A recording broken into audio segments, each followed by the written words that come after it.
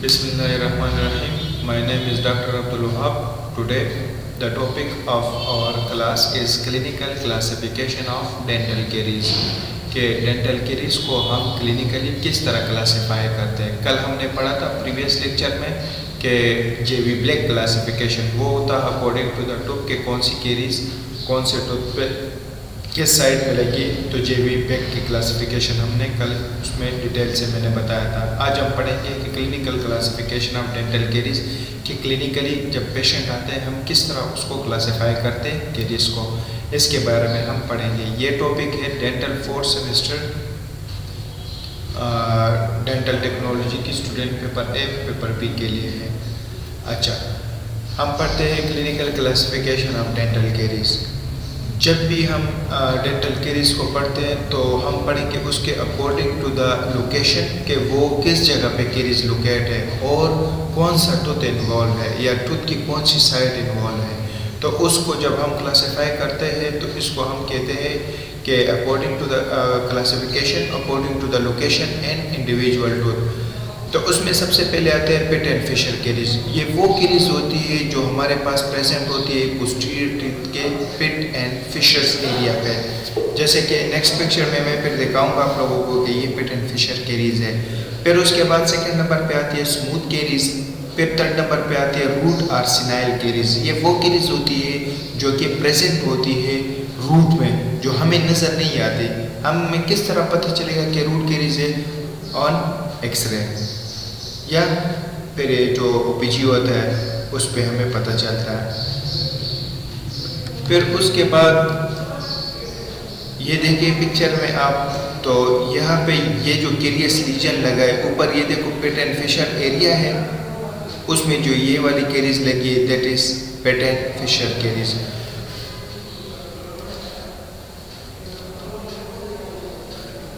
ये pit and Fisher area होती है। यहाँ पे जब केरीज लग जाए टूथ में पोस्टीरियर टीथ में तो उसको हम कहते हैं पिट एंड फिशर केरीज। फिर उसके बाद है रूट केरीज या सिनाइल केरीज। रूट केरीज ये केरीज होती है, ये गम्स के बिल्कुल नीचे होती है, या अगर गम्स के रिसेशन हो गई, जैसे कि आप इस पिक्चर में देखिए गम रिसेशन हो गई, तो बिल्कुल ये साइड पे ये जो लीजन बना है दैट इज रूट केरीज। फिर according to the rapidity of the process caries किस तरह उससे लगती है, मतलब कितना रैपिड लगती है, ठीक है। तो इसको हम कहते हैं एक्यूट रैपिड केरीज या क्रोनिक केरीज, ठीक है।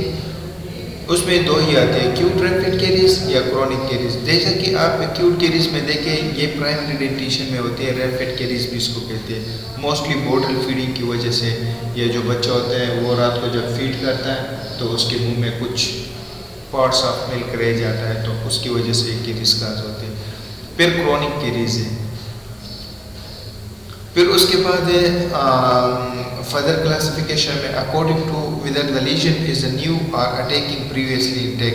इसको हम कहते हैं प्राइमरी और सेकेंडरी केरी या रिकरेंट केरी, कि जो लीजन लगा है, जो केरीज लगी है टूथ पे, वो आया न्यूली अटैक है, मतलब नए नॉर्मल टूथ पे लगे, या प्रीवियसली उसमें कोई फिलिंग वगैरह हुई है, कोई रेस्टोरेशन हुए कि उसको केरीज को हमने प्रॉपर साफ नहीं किया था, थोड़ी सी केरी रह गई उसके ऊपर हमने फिलिंग कर लिया, तो उसकी वजह से वो टूथ में लीजन हुआ है। तो इसको हम कहते हैं अकॉर्डिंग, या तो या जो लीजन है वो न्यू है, या वो जो लीजन है ये पहले रेस्टोरेशन की वजह से कि कोई फिलिंग वगैरह हुई है टूथ में, उसकी थोड़ी सी केरीज रह गई थी जिसको हमने प्रॉपर साफ नहीं किया था, तो उसकी वजह से केरीज ने दोबारा से अटैक किया। इसको हम कहते हैं रिकरेंट या सेकेंडरी केरीज। इस पिक्चर में आप देखें, ठीक है, ये रिकरेंट केरीज है। यहाँ पे लेट्स सपोज करो मार्जिन में कोई फिलिंग हुई है टूथ के बिल्कुल सेंटर एरिया में, तो नीचे केरीज लीजन ये लगा हुआ है, ठीक है। ये आप इस एक्सरे में भी देख सकते हैं।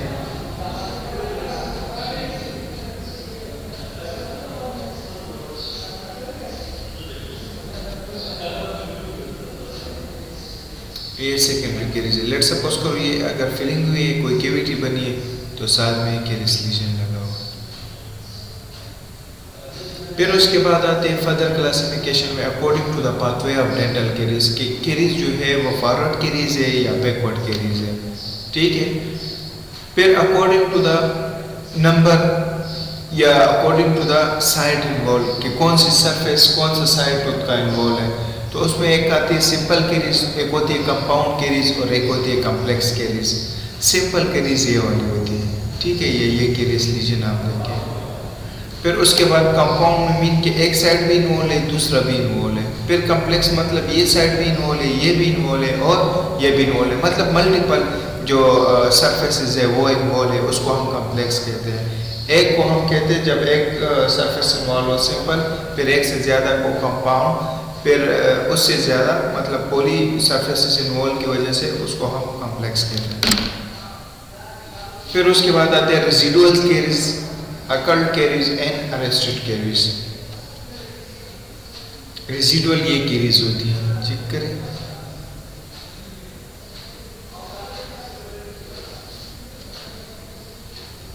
Thank you for any question. Student का कोई भी क्वेश्चन हो काइंडली मेंशन करें कमेंट में। Thank you for listening.